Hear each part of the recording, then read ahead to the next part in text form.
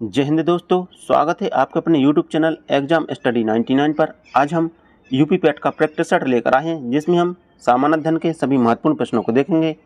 चलिए तो हम स्टार्ट करते हैं। हमारा पहला क्वेश्चन है, अजंता और एलोरा की गुफाएं किस नगर में स्थित हैं? तो आपको बताना है कि अजंता और एलोरा की गुफाएं किस नगर में स्थित हैं। इसका ऑप्शन है नासिक, मुंबई, औरंगाबाद या पुणे। तो इसका राइट आंसर होगा औरंगाबाद।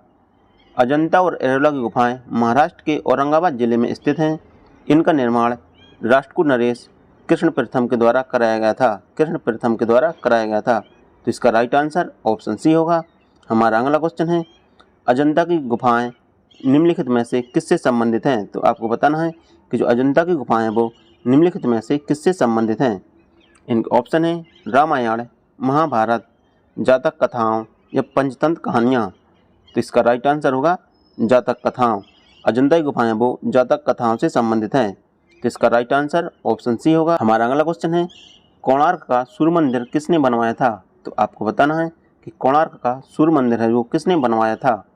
तो इसके ऑप्शन है नरसिंहदेव बर्मन, राजेंद्र चोल, अशोक, कृष्णदेव राय। तो इसका राइट आंसर होगा नरसिंहदेव बर्मन। कोणार्क का सूर्य मंदिर का निर्माण नरसिंहदेव बर्मन के द्वारा कराया गया था और यह मंदिर उड़ीसा के पुरी में स्थित है। इसे ब्लैक पैगोडा के नाम से भी जाना जाता है। कोणार्क मंदिर को ब्लैक पैगोडा के नाम से भी जाना जाता है। तो इसका राइट आंसर ऑप्शन ए होगा। हमारा अगला क्वेश्चन है, चोल वंश की राजधानी कहाँ थी? तो आपको बताना है कि चोल वंश की राजधानी कहाँ थी। तो इसका ऑप्शन है कावेरीपट्टनम, महाबलीपुरम, कांची या तंजौर। तो इसका राइट आंसर होगा तंजौर। चोल वंश की राजधानी तंजौर थी। तो इसका राइट आंसर ऑप्शन डी होगा। हमारा अगला क्वेश्चन है, नटराज की प्रसिद्ध मूर्ति किस कला का प्रमुख उदाहरण है? तो आपको बताना है कि जो नटराज की प्रसिद्ध मूर्ति है वो किस कला का प्रमुख उदाहरण है। तो इसका ऑप्शन है चोल कला का, गांधार कला का, गुप्त कला का या मौर्य कला का। तो इसका राइट आंसर होगा चोल कला का। नटराज की प्रसिद्ध मूर्ति है वो चोल कला का प्रमुख उदाहरण है। तो इसका राइट आंसर ऑप्शन ए होगा।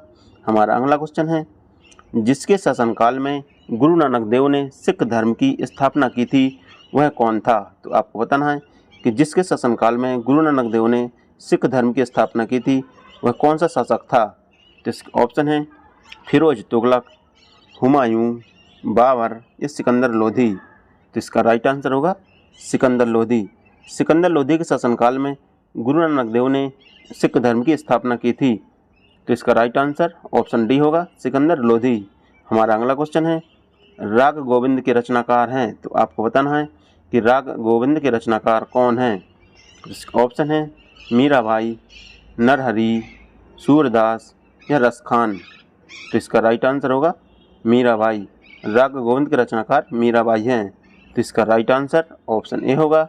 हमारा अगला क्वेश्चन है, निम्न में से कौन सा क्षेत्र 1857 के विद्रोह के समय प्रभावित नहीं था? तो आपको बताना है कि कौन सा क्षेत्र है जो 1857 के समय प्रभावित नहीं था।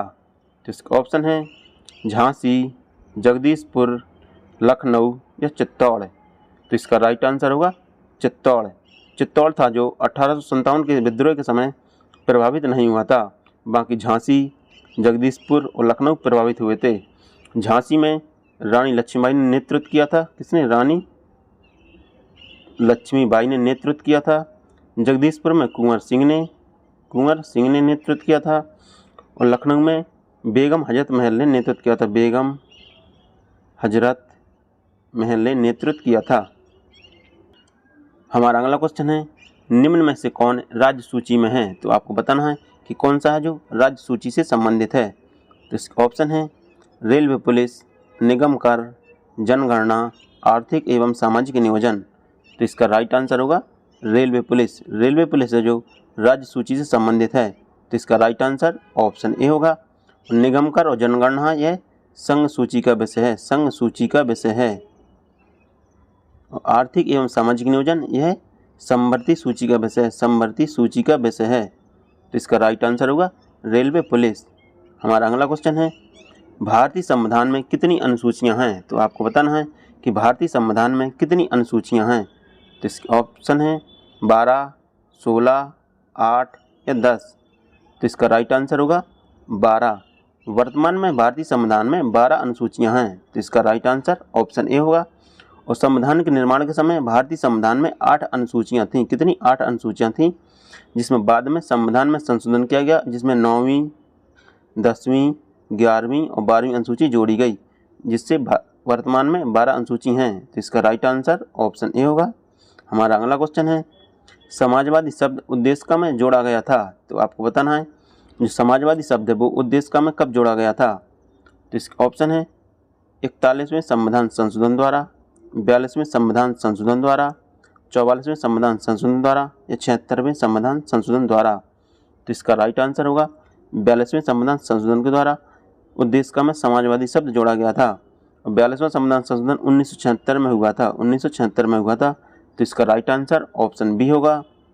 हमारा अगला क्वेश्चन है, भारतीय संविधान में किस प्रकार की शासन प्रणाली की व्यवस्था की गई है। तो आपको बताना है कि भारतीय संविधान में किस प्रकार की शासन प्रणाली की व्यवस्था की गई है। तो इसका ऑप्शन है लोकतंत्रात्मक, अध्यक्षात्मक, संसदात्मक या अर्ध लोकतंत्रात्मक। तो इसका राइट आंसर होगा संसदात्मक। भारतीय संविधान में संसदात्मक शासन प्रणाली की व्यवस्था की गई है। तो इसका राइट आंसर ऑप्शन सी होगा। हमारा अगला क्वेश्चन है, किस वर्ष में जन गण मन को भारत के राष्ट्रगान के रूप में अपनाया गया था। तो आपको बताना है कि जन गण मन को किस वर्ष भारत का राष्ट्रगान के रूप में अपनाया गया था। तो इसका ऑप्शन है 1948 में, 1949 में, 1951 में या 1950 में। तो इसका राइट आंसर होगा 1950 में। 1950 में जनगण मन को भारत के राष्ट्रगान के रूप में अपनाया गया था। तो इसका राइट आंसर ऑप्शन डी होगा। हमारा अगला क्वेश्चन है, भारतीय राष्ट्रीय ध्वज में चक्र किसका प्रतीक है। तो आपको बताना है कि भारतीय राष्ट्रीय ध्वज में जो चक्र है वो किसका प्रतीक है। इसका ऑप्शन है स्वतंत्रता का, समानता का, न्याय का या भाईचारे का। तो इसका राइट आंसर होगा न्याय का। भारतीय राष्ट्रीय ध्वज में चक्र है जो न्याय का प्रतीक है। तो इसका राइट आंसर ऑप्शन सी होगा। तो इस चक्र में कितनी तीलियां हैं? इस चक्र में 24 तीलियां हैं तथा इसको सारनाथ के अशोक स्तंभ से लिया गया है। हमारा अगला क्वेश्चन है, उत्तराखंड राज्य की स्थापना हुई। तो आपको बताना है कि उत्तराखंड राज्य की स्थापना कब हुई थी। तो इसके ऑप्शन है 1999 में, 2000 में, 2001 में या 2002 में। तो इसका राइट आंसर होगा 2000 में। उत्तराखंड राज्य की स्थापना 2000 में हुई थी, सन 2000 में हुई थी। तो इसका राइट आंसर ऑप्शन बी होगा। दोस्तों, सन 2000 में 3 राज्यों की स्थापना हुई थी, 3 राज्यों की स्थापना हुई थी, जिसमें एक है छत्तीसगढ़, झारखंड और उत्तराखंड। इनमें 3 राज्यों की स्थापना सन 2000 में हुई थी। तो इसका राइट आंसर ऑप्शन बी होगा। हमारा अगला क्वेश्चन है, आंध्र प्रदेश एक भाषाई आधार पर गठित किया गया था। तो दोस्तों आपको बताना है कि आंध्र प्रदेश जो भाषाई आधार पर कब गठित किया गया था। इसके ऑप्शन है 1950, 1953, 1956 या 1961। तो इसका राइट आंसर होगा 1953 में। आंध्र प्रदेश भाषाई आधार पर 1953 में गठित किया गया था। तो इसका राइट आंसर ऑप्शन बी होगा। हमारा अगला क्वेश्चन है, नागरिकता से संबंधित प्रावधान संविधान के किस भाग में है। तो आपको बताना है कि नागरिकता से संबंधित प्रावधान संविधान के किस भाग में है। तो इसका ऑप्शन है भाग 1 में, भाग 2 में, भाग 3 में, भाग 4 में। तो इसका राइट आंसर होगा भाग 2 में। नागरिकता से संबंधित प्रावधान संविधान के भाग 2 में है। वह अनुच्छेद 5 से 11 में है, अनुच्छेद 5 से 11 में दिया गया है। तो इसका राइट आंसर ऑप्शन बी होगा। हमारा अगला क्वेश्चन है, बगलिहार पनविद्युत परियोजना किस राज्य में है। तो आपको बताना है कि बगलिहार पनविद्युत परियोजना किस राज्य में है। तो इसका ऑप्शन है उत्तराखंड, जम्मू कश्मीर, पंजाब या हरियाणा। तो इसका राइट आंसर होगा जम्मू कश्मीर। बगलिहार पनविद्युत परियोजना जो जम्मू कश्मीर राज्य में चिनाब नदी पर स्थित है, चिनाब नदी पर स्थित है। तो इसका राइट आंसर ऑप्शन बी होगा। हमारा अगला क्वेश्चन है, पीली क्रांति संबंधित है। तो आपको बताना है कि पीली क्रांति किससे संबंधित है। इसका ऑप्शन है तिलहन उत्पादन से, दुग्ध उत्पादन से, मछली उत्पादन से या टमाटर उत्पादन से। तो इसका राइट आंसर होगा तिलहन उत्पादन से। पीली क्रांति है वो तिलहन उत्पादन से संबंधित है। तो इसका राइट आंसर ऑप्शन ए होगा। दुग्ध उत्पादन से श्वेत क्रांति संबंधित है, श्वेत क्रांति दुग्ध उत्पादन से संबंधित है। नीली क्रांति मत्स्य उत्पादन से संबंधित है, नीली क्रांति है जो मत्स्य उत्पादन से संबंधित है या मछली उत्पादन से संबंधित है। टमाटर उत्पादन से लाल क्रांति संबंधित है, लाल क्रांति। हमारा अगला क्वेश्चन है टाइटन सबसे बड़ा उपग्रह है, तो आपको बताना है कि टाइटन है वो किस ग्रह का सबसे बड़ा उपग्रह है। तो इसके ऑप्शन है मंगल, शुक्र, बृहस्पति या शनि। तो इसका राइट आंसर होगा शनि। जो टाइटन है वो शनि का सबसे बड़ा उपग्रह है। तो इसका राइट आंसर ऑप्शन डी होगा। सौरमंडल में कुल 8 ग्रह हैं, जिसमें बृहस्पति सबसे बड़ा ग्रह है तथा बुध सबसे छोटा ग्रह है। सूर्य के सबसे दूर स्थित ग्रह वरुण है तथा सूर्य के सबसे निकट ग्रह बुध है। बृहस्पति सबसे चमकीला ग्रह है, बृहस्पति है वो सबसे चमकीला ग्रह है तथा मंगल ग्रह को लाल ग्रह कहा जाता है।